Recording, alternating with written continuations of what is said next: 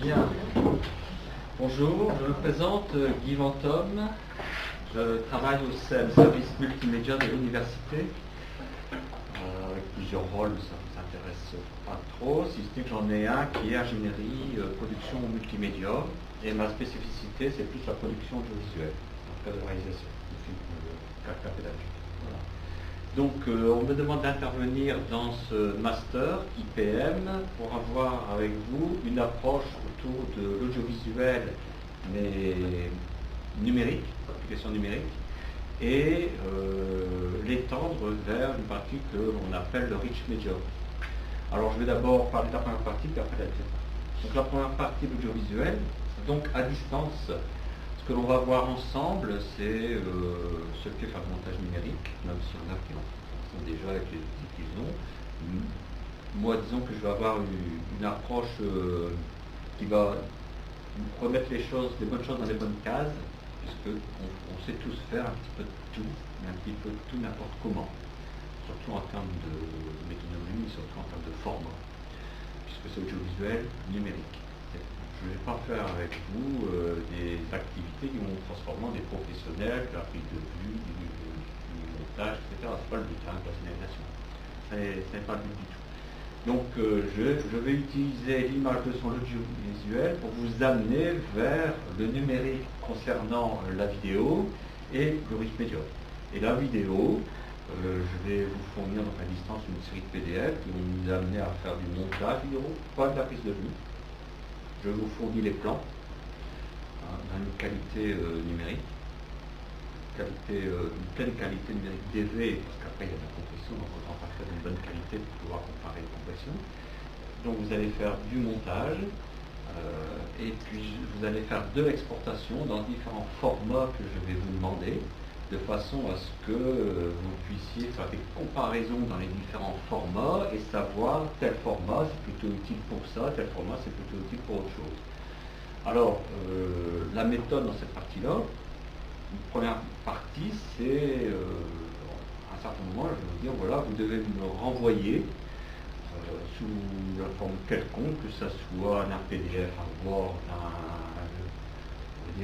d'un PowerPoint, d'un Flash, ce que vous voulez, une synthèse sur les formats vidéo, ce qu'il existe, ce qui n'existe plus. Pourquoi c'est intéressant de savoir ce qui n'existe plus. Et puis aussi ce qui va exister là où on va. Et puis sur les formats de compression vidéo. On va vraiment cibler la compression vidéo, pas audio. La compression vidéo, quel format, pourquoi faire. Et l'évolution des formats. Alors, bien sûr, à ce niveau-là, moi j'essaie de remettre les choses dans les bonnes cases. Et je reste simple. On n'a pas 400 heures à passer ensemble. Donc, simple. Certains d'entre vous vont dire on peut aller plus loin, maintenant on peut parler de ça, puis il existe, etc. J'interdis pas. Hein. Vous pouvez aller plus loin, c'est bien, je vois si c'est cohérent ou pas cohérent. Voilà. Et ça, c'est vraiment la première partie. Quand je reçois ça, je valide pour dire allez, ok, passez à la suite. La suite, c'est quoi? C'est découvrir des utilitaires basés autour de l'outil réal. Alors, vous pouvez me dire pourquoi réal, pourquoi pas Wikimedia, pourquoi pas etc.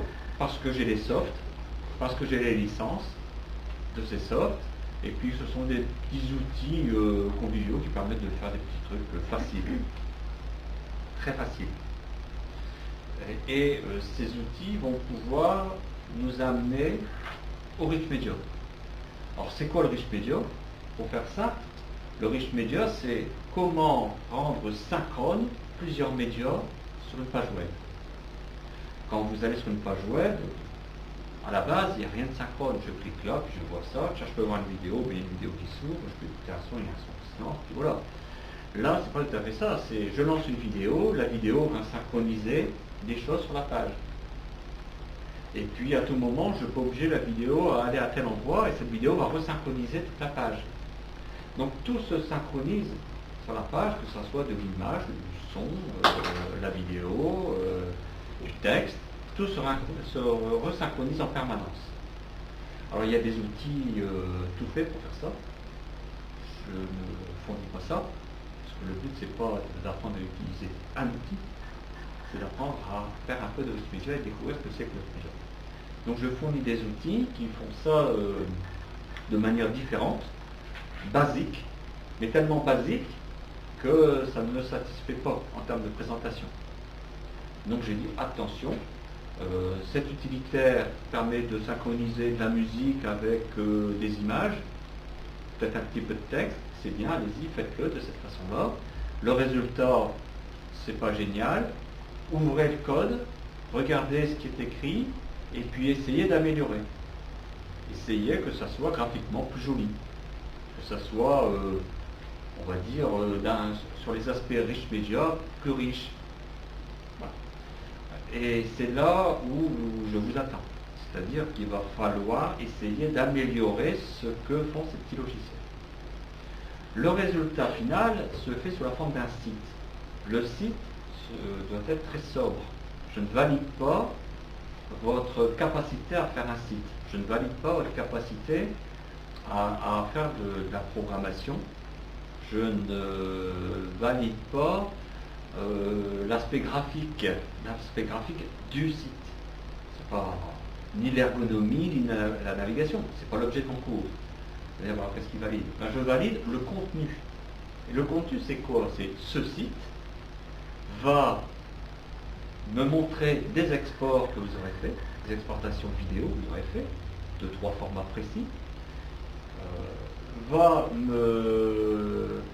m'expliquer les choix techniques pour ces exports. Tiens, là j'ai fait un export en AVI